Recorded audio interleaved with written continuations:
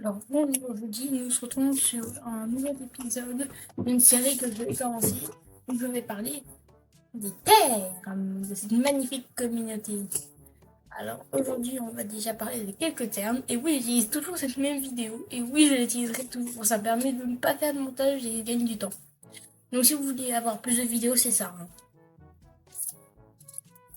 Alors, oui, dernièrement, j'ai plus posté, mais c'est parce qu'en fait, ça en soi, c'est une autre chaîne, et je possède.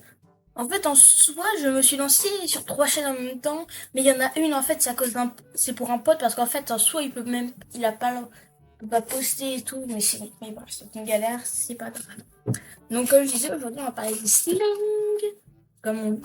Ça, c'est pas une expression furieuse, c'est une manière de dire du langage approprié d'une communauté ou une génération. Par exemple, quand t'as des iPod Kids, ça vous reste méchant, hein. En soi, je fais partie de cette génération. Mais ce que je veux dire, c'est que généralement, après, quand il y en a un qui commence à te parler de juste de la skibidi fruit, malheureusement, cette saleté existe. Ah, qu'est-ce que j'aurais souhaité que Lyon ne soit jamais là. On aurait eu le monde se porterait 10 milliards de fois mieux, j'en suis presque sûr. Si on était resté sur 10 Blue, ça aurait été très bien. Hein. Façon générative. Mais comme je disais, donc, eh ben, je me perds, désolé. Je vais enfin commencer à parler. Alors, on va aborder le premier terme et l'un des plus importants, parce que vous en saurez sûrement beaucoup. Enfin, non, il y en a plusieurs, mais je vais commencer par un des plus importants, anthro. C'est l'abréviation du mot anthropomorphe. Anthropomorphe, c'est par exemple, en fait, c'est le concept même de la communauté furie. L'anthropomorphie. L'anthropomorphie, en gros, c'est donner des caractères humains à un animal. Par exemple, là, comme vous voyez, le chien, il est dans une chambre, il est dans une ville, il a des mains, il est bipède, il est capable de jouer à la console. Il cligne pas les yeux, par contre. Ça, c'est pas grave. Hein. Et donc, comme je disais, voilà. Mais, il y a d'autres choses. Par exemple, donc généralement, c'est ce que vous entendrez beaucoup, parce que dire anthropomorphie, à chaque fois, c'est un peu long. Un deuxième terme que vous entendrez beaucoup, fursona. Fursona, en gros, je vais reprendre le chien, en gros. La personne qui a créé ou qui a commissionné l'artiste, elle a commandé ce fursona. En gros, un fursona, c'est entre parenthèses une représentation animale, on va dire, d'une certaine espèce, qui peut être fictive ou non,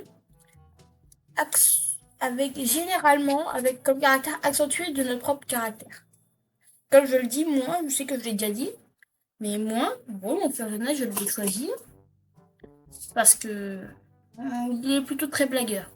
Moi, je suis très blagueur. Des fois, c'est un peu mauvais, je sais. Et il est aussi très curieux. Parce que je suis absolument trop curieux. Pour vous dire, et en plus, j'ai un gros défaut, je ramasse tout. Pour vous dire, j'ai littéralement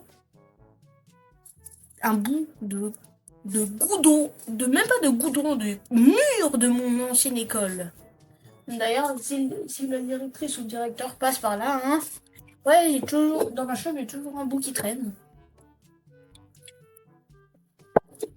Mais donc, bref. Ensuite, parce que j'arrête pas de me perdre, je vais essayer d'être plus concentré. Un autre terme que vous entendrez beaucoup, parce que là, dans ce premier épisode, on va voir beaucoup de termes qui sont beaucoup utilisés. On va voir le terme fursuit. Fursuit, c'est quand tu prends ton fursona et tu en fais une suite que tu peux porter. Dans ce cas, on appelle ça une fursuit. Furie, fursona, suite, tout simplement, suite. Donc, voilà. Aussi simple que ça. Donc, deuxièmement, anti-furie. Bon, là, je vais pas faire d'explication. Hein. Ça parle par lui-même. C'est pas vraiment un terme de la communauté furie, mais après, en fait, en soi, les anti-furies, ils étaient surtout là en 2023. Mais ouais, ça finit mal, hein. Comme je l'ai déjà mis, comme je l'ai déjà expliqué dans la vidéo où j'essaye de réagir à des moments anti-furie, c'était dur de tourner cette vidéo, je vous promets. Parce que je sais que j'ai pas posté beaucoup de vidéos, mais de très loin, celle-là reste la plus dure. Parce que c'était affreux. Mais bref. Deuxièmement, après, je continue. Qu'est-ce qu'il y a d'important? Parce qu'en fait, vous sachez que moi, j'ai aucun script, hein. C'est juste que là, je rentre, je m'assois, il n'y a personne à la maison, je me dis, allez, je vais tourner une vidéo, donc j'ai pas de script, hein, je le fais, je réfléchis de moi-même. Ça, c'est des 4-5 termes, ou 3, je sais pas, que vous entendrez beaucoup. Voire beaucoup. Après, il y a aussi les différents types de fursuit que vous entendrez beaucoup. Donc, je vais aussi vous les faire comme ça. Parce que moi, comme ça, vous serez toujours plus éduqués sur cette magnifique communauté. Alors, déjà, on a les fursuits plushie. En gros, c'est des fursuits qui sont rembourrés au max, de max.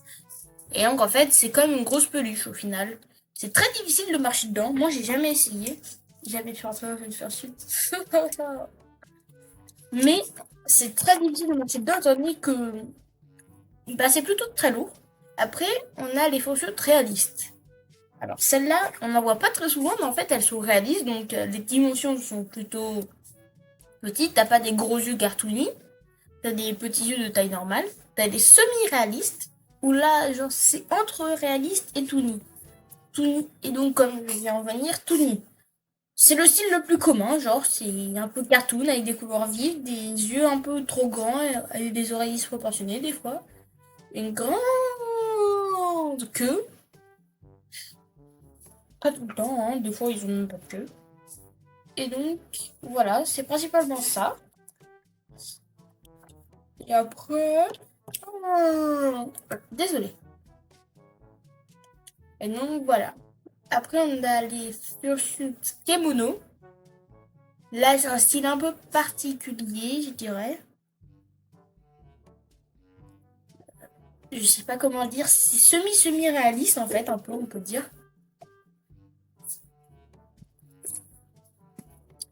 C'est pas semi-réaliste, mais c'est pas réaliste, mais c'est pas tout ni. C'est ni plushie. C'est très bizarre, je sais pas comment le décrire. Enfin, en soi, non, c'est pas bizarre, je trouve ça plutôt stylé en soi, mais je sais pas comment le décrire, juste. Et donc, après, je peux aussi dire... on a les quadsuits. Alors, celles-là, c'est les plus rares. Pour être honnête, c'est vraiment un truc que tu croises jamais, des quadsuits. En gros, c'est des fursuits pour les gens qui ont des personnages féral. Plutôt. Féral, en gros, ça veut dire sauvage. En gros, c'est-à-dire que en soi, ils sont anthropomorphes, mais pas vraiment. Ils se déplacent à quatre pattes, mais ils peuvent parler. Un des meilleurs exemples, comme je pourrais vous dire, c'est l'âne dans Shrek. C'est pas très glorieux, mais c'est le cas. Hein. Et donc, voilà. Et donc, ces chutes sont très rares parce qu'en fait, elles demandent une technique encore plus spéciale qu'une surchute de base parce qu'en fait, tu dois genre faire des échelles spéciales qui rentrent à l'intérieur des pieds pour que tu puisses poser tes mains et qu'elles soient à même hauteur que tes jambes, tout ça, tout ça, tout ça. C'est une vraie galère.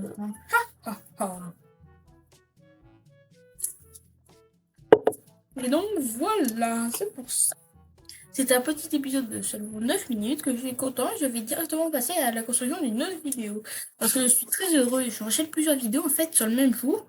Parce que en fait j'en profite. Parce que je peux pas en faire beaucoup. À plus tard. Et merci d'avoir regardé Keistir. Je ne sais pas si j'arriverai un jour à faire une outro, mais pas grave. Abonnez-vous quand même, hein. J'allais oublier ça. Et postez un commentaire aussi. Dites-moi qu'est-ce que je dois améliorer. Et aussi un like évidemment. Désolée de vous faire ça. Merci d'avoir regardé.